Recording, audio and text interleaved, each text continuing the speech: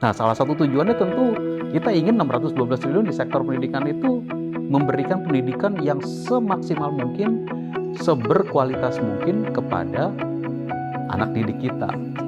Sehingga harusnya kalau untuk yang muda sekali, 15 sampai katakanlah 20 tahun, yang harusnya jangan ada pengangguran. Malah penganggurannya itu nggak ada karena semuanya ada di sekolah. Jadi pemerintah itu mengeluarkan belanja negara untuk pendidikan. Sehingga nanti alumni pendidikan tersebut bisa bekerja, bisa buka usaha, bisa buka kegiatan ekonomi, bisa menciptakan pekerjaan baru. Ini yang mesti kita cari.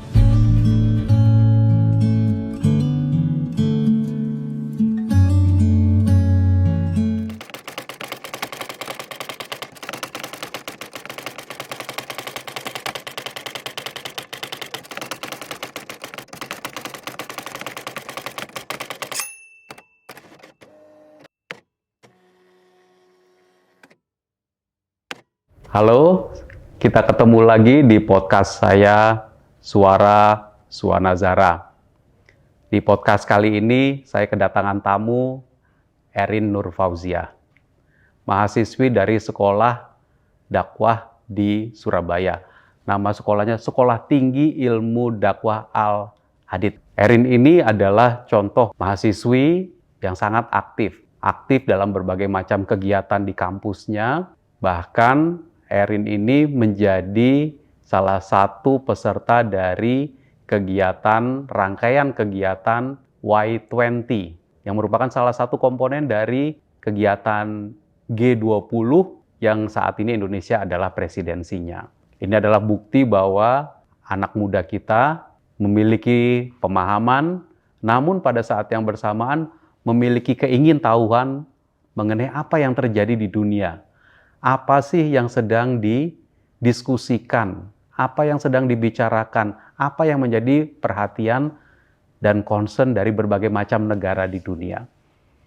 Erin mengikuti berbagai macam pembicaraan di rangkaian Y20 tersebut, dan pembicaraan pada kegiatan Y20 itu memberi inspirasi dan membuka pertanyaan baru mengenai bagaimana Indonesia di dalam percaturan dunia, dan bagaimana Indonesia mengurus negerinya. Kita ikuti diskusi Erin dengan saya.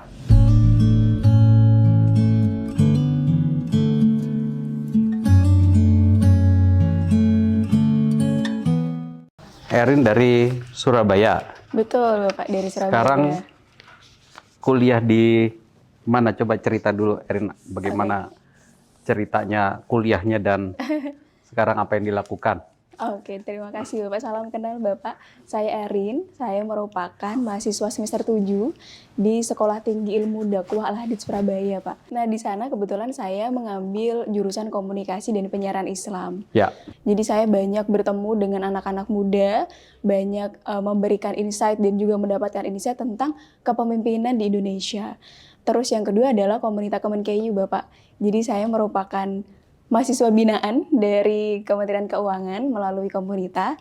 Nah, dari sini saya banyak mendapatkan insight terkait keuangan dan literasi keuangan itu sendiri. Nah, selain itu mungkin yang paling baru di 2022 ini, saya aktif menjadi local ambassador for Y20 melalui IDNX Leader.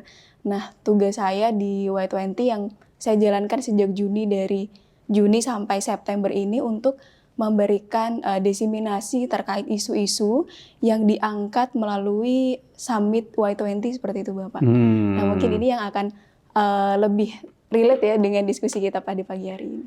Gitu. Y20-nya taunya dari mana? Direkrut sama siapa? Taunya dari mana? Terus kemudian bagaimana ceritanya bisa bergabung dengan ini ya, Y20 itu? Gimana ya waktu itu? Oke, jadi kebetulan karena mungkin Y20 dan pemimpin IDNX Leader itu kan juga sama-sama platform untuk anak muda begitu, Bapak. Nah, akhirnya dari sana teman-temannya juga betul, teman-temannya juga banyak yang ada di Y20, ada juga yang dari pemimpin, akhirnya lebih mudah untuk mengakses informasi, dan kebetulan ada peluang juga untuk jadi local ambassador begitu. ada sesi untuk mendaftar, untuk mungkin juga bertemu dengan teman-teman lainnya, akhirnya bisa menjadi bagian dari Y20. Terus apa aja yang dikerjakan waktu Nah, itu? kalau kami tugasnya lokal ambassador itu untuk memberikan konten edukasi, Bapak. Jadi mengemas isu-isu yang dibahas melalui Y20 melalui konten baik microblog Oke. atau reels. Nah, selain itu juga kami memiliki tanggung jawab barangkali kalau ada komunitas yang membutuhkan kami untuk mengisi, ya mungkin ya komunitas anak-anak muda begitu, kami juga bersedia. Nah, sejauh ini ada beberapa webinar yang saya bersama teman-teman lokal ambassador lain yang isi gitu, Bapak. Udah manggung jadinya nih, Betul, udah kurang lebih sampein gitu. cerita mengenai apa yang dibicarakan di Y20-nya. Iya, Bagus betul. dong. Seperti itu. Nah, sebetulnya dari Y20 sendiri kan ada 4 isu yang dibahas. Nah, 2 di antaranya ini menjadi isu yang paling dominan untuk dibicarakan. Bahkan karena antusias, maksudnya circle saya kan anak-anak muda yang mungkin fresh graduate, yang masih Tuh. dihadapkan dengan banyak pilihan karir dan pekerjaan. Akhirnya 2 isu ini termasuk yang pengen banget untuk digali melalui Bapak sebagai Wakil Menteri Keuangan. Nah, yang pertama itu adalah tentang ketenaga kerjaan kepada pemuda, Bapak, atau youth employment. Nah, dari pandemi COVID yang melanda sekitar 2 tahun, itu kan menyebabkan banyak sekali pemuda itu pengangguran gitu, Bapak, atau yang setidaknya sebelumnya belum memiliki pekerjaan itu menjadi lebih sulit untuk mencari pekerjaan. Terlebih lagi anak muda itu dari penelitian sudah pernah diteliti bahwa anak muda ini yang lebih rentan untuk menjadi pengangguran daripada kelompok dewasa, seperti itu. Nah, dari banyaknya anak muda yang mungkin menjadi terdampak gejolak ekonomi tentang COVID ini kan tantangannya lebih besar lagi dari ekonominya. Nah, bagaimana sih dari Kementerian Keuangan sendiri untuk memberikan anak-anak muda ini pekerjaan yang lebih layak atau mengatasi pengangguran di ranah anak muda, seperti itu, Bapak? Ya, ini kalau kita lihat ya, tadi udah mulai disebut oleh Erin 2 tahun terakhir, hampir 3 tahun sebenarnya, 2,5 tahun terakhir kita terkena pandemi. Dan pada periode pandemi itu sejak awal 2020, Maret, kita melakukan segala upaya untuk memastikan penularan COVID itu tidak meluas. Maka yang paling pertama dilakukan oleh pemerintah adalah menerapkan waktu itu protokol kesehatan dan PSBB, pembatasan sosial. Ya, karena waktu itu belum ada vaksin, dan kita satu-satunya yang disarankan adalah ya udah jangan bergerak aja, maka dilakukan pembatasan sosial. Nah, akibatnya kegiatan ekonomi berhenti.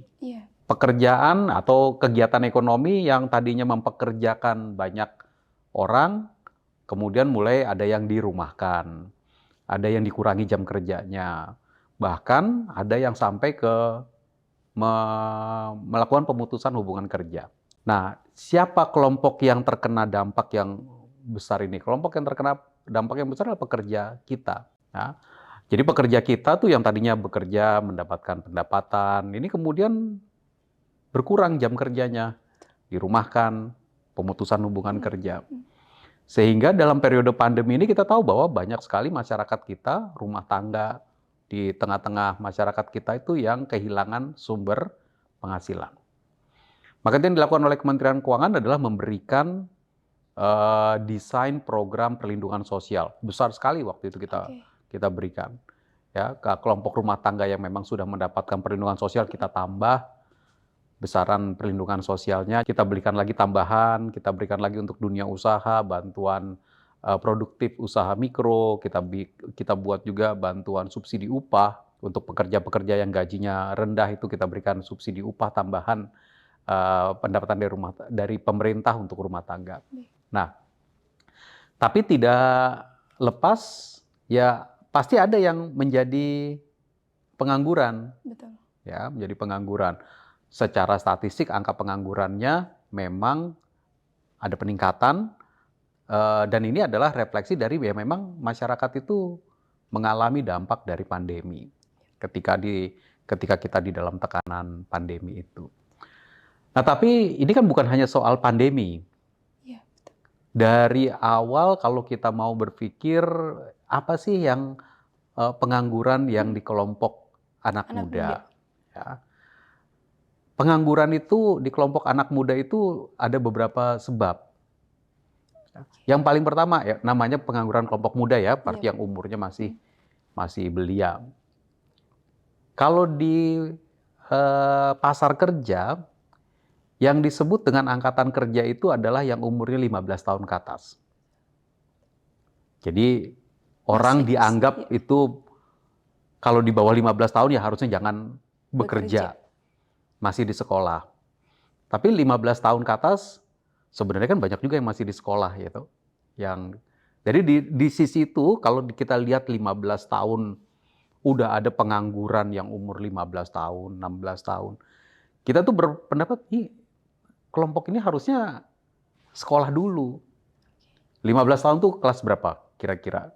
SMP mungkin SMP ya, SMP lah. Ya sekolah dulu lah harusnya. Sehingga kalau dalam konteks yang paling muda itu, harusnya kita mengupayakan jangan sampai drop out rate itu terlalu tinggi.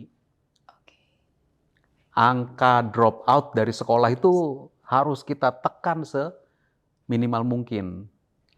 Sampai level mana? Sampai level yang cukup untuk mencari kerja yang layak.